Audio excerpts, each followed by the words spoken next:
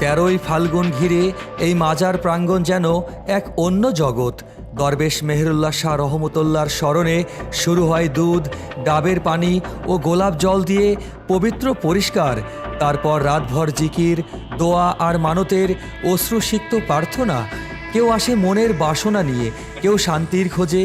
অলৌকিক বিশ্বাস আর শত বছরের সুফি ঐতিহ্য মিলিয়ে এই ওরস শুধু একটি ধর্মীয় অনুষ্ঠান নয়, এটি মানুষের অদৃশ্য আশা ও আধ্যাত্মিক আকর্ষণের বাস্তব গল্প।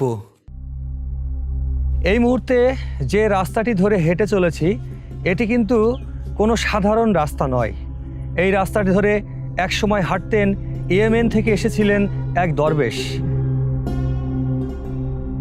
সে সময় কিন্তু এই অঞ্চলে কেউ নামাজ পড়তে পারতো না এবং নামাজ রোজা করা সবই নিষিদ্ধ ছিল। ছিল একজন হিন্দু প্রভাবশালী জমিদার।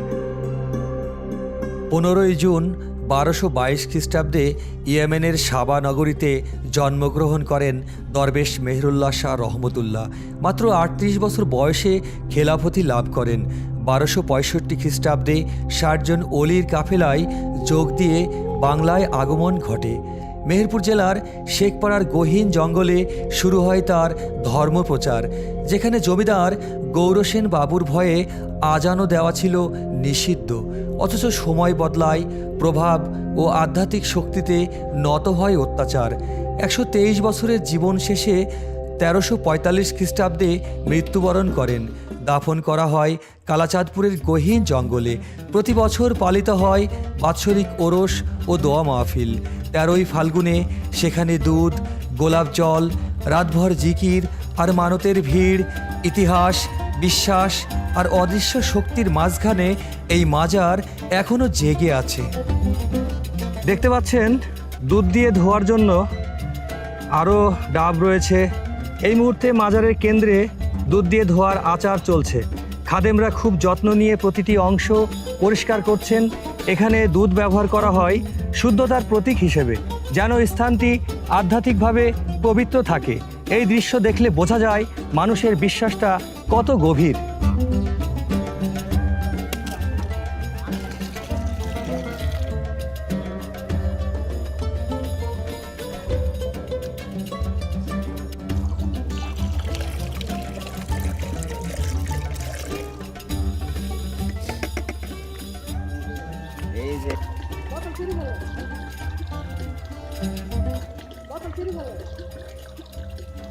দেখতে পেলেন ডাব এবং গোলাপ জল ও দুধ একসাথে মেশানো হচ্ছে এবং মেশানোর পরেই হয়তো কিছুক্ষণের মধ্যেই আমাদের দরবেশ মেহেরুল্লাহ শাহ রহমতুল্লাহর পবিত্র আচার মেনেই শুরু হবে পবিত্রতার এক মহা কর্মযজ্ঞ।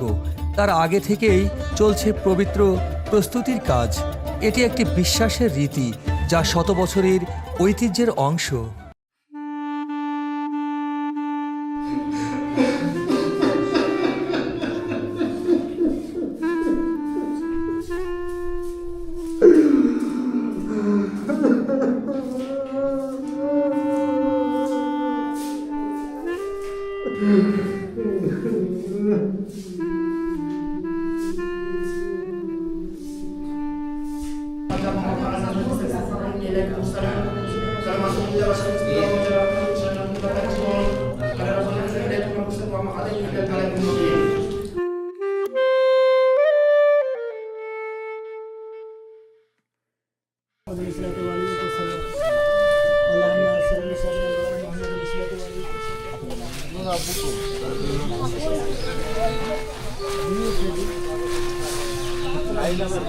আপনারা দেখলেন মাজার কেন্দ্রে দুধ, ডাবের পানি, গোলাপ জল দিয়ে গোসল করানোর ধর্মীয় আচার।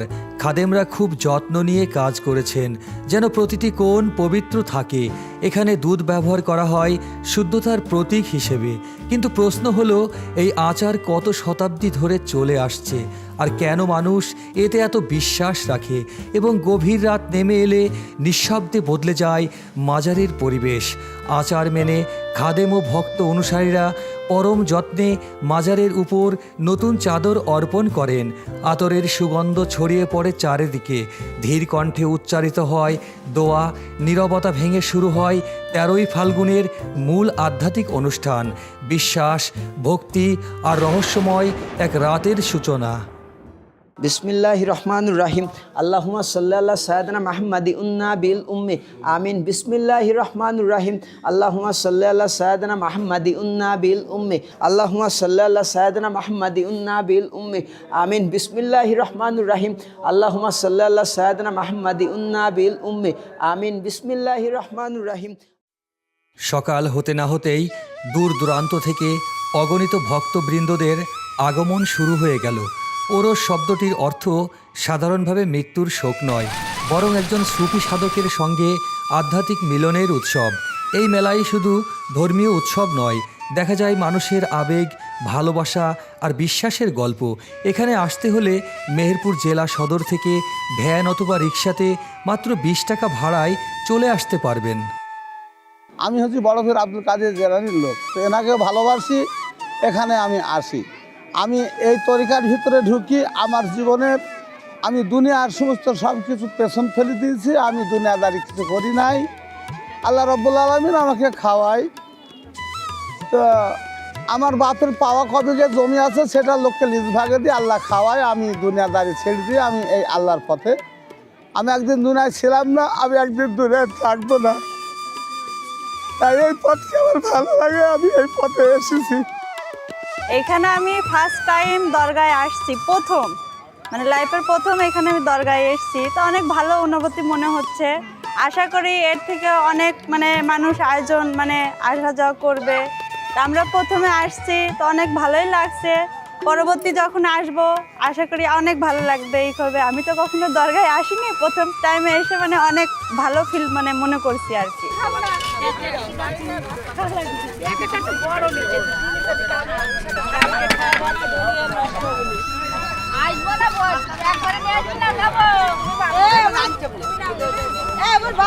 এখানে আসার পর আপনাদের মানে কেমন মনে হয় নিজেকে, বা নিজেদের কোনো পরিবর্তন আপনারা লক্ষ্য করেছেন কিনা? আমরা এখানে এসে মানুষের আশা করি, যদি তার ফল পাই আবার আসি। ও আচ্ছা আচ্ছা, এগুলো কি আপনার সব একই পরিবারের মানুষ আপনারা? ও আচ্ছা আচ্ছা। আগামী বছর কি আবার আসবেন এরকম মনে? প্রতি বছরই আসি, প্রতি বছর আসি। আপনারা দেখলেন এনারা প্রত্যেক বছরেই আসেন এবং আসবেন। এখানে আসার উদ্দেশ্য কিন্তু মনের শান্তি। এই মেহেরুল্লাহ শাহ রহমতুল্লাহর এই মাজারে এসে প্রত্যেকটি মানুষ তার পরিবারের এবং মনে যদি কোনো যন্ত্রণা থাকে বা যাই হোক, যে কোনো ঝামেলা থাকলেও সেগুলো দূর হয়ে যায়, আমরা যতদূর জানতে পেরেছি।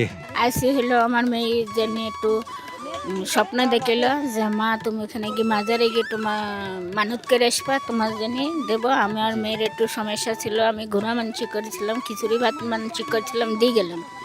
বেছেন আমার এই এর জন্য মানসিক আছে, আমি এটা এখনো ফলাফল পাইনি। কিন্তু এর জন্য 3 জনের বাচ্চার জন্য আইসি, 3 জনা ফলাফল পাইছি আমি।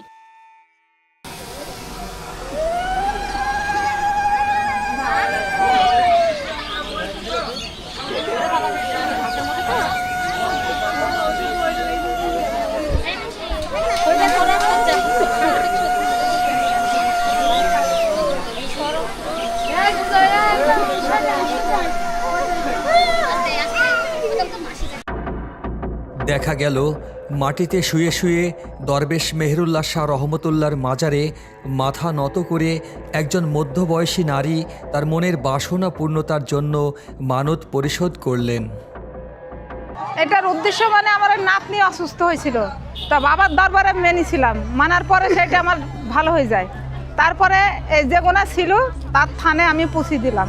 আসছি এখানে মনের বাসনা পূরণ হয় বলে এখানে আসছি, এখানে ওটার জন্যই আসছি। শুনছি নাকি অনেক জায়গায় থেকে শুনছি, সবার মুখে মুখে শুনছি যে এখানে আসলে মনের বাসনা পূরণ হয় বলে আমরাও নিজের মনের বাসনা নিয়ে আসছি এখানে। বাচ্চা কাচ্চার জন্য করার জন্য আসছি। আজও তার দরগায় মাথা নত করে অসংখ্য ভক্তরা, দোয়া করে, শান্তি খোঁজে। এই ইতিহাস আমাদের মনে করিয়ে দেয় মানবতার পথ, ধর্মের আলো আর ত্যাগের মহিমায় চিরন্তন। বিশ্বাস মানুষের জীবনের বড় শক্তি।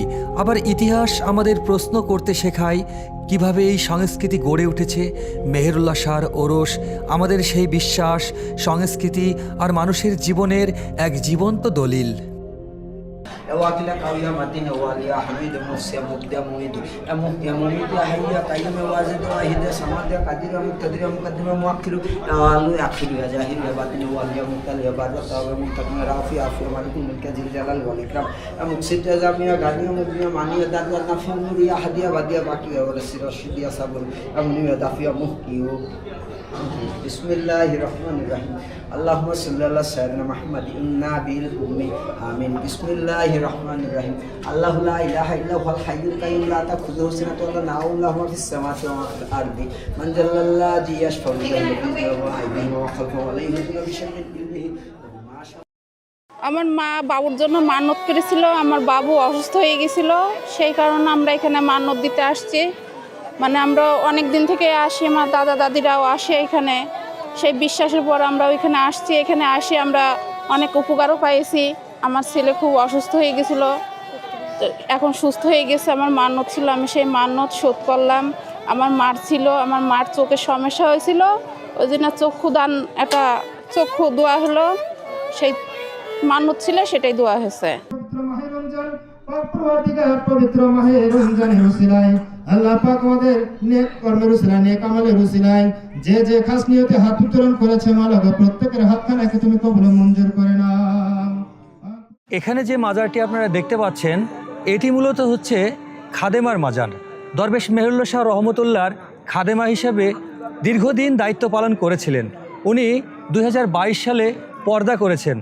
আপনাদের একটু জানিয়ে রাখতে চাই, পর্দা করেছেন বলতে বোঝায় উনি 2022 সালে মৃত্যুবরণ করেছিলেন। কিছু মানুষ আবার নিজের হাতে রান্না করে খাবারগুলো মানুষের মাঝে বিতরণ নিজেই করে যান।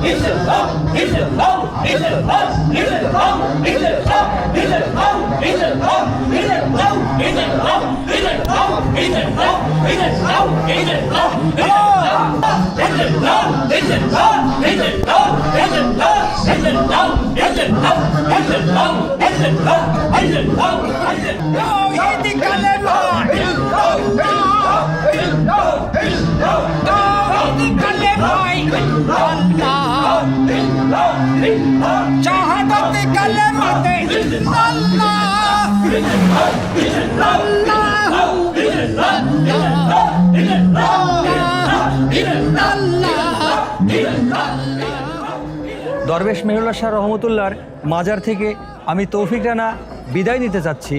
দেখা হবে নতুন কোনো ঠিকানায়। সে পর্যন্ত ভালো থাকবেন, সুস্থ থাকবেন। আল্লাহ হাফেজ।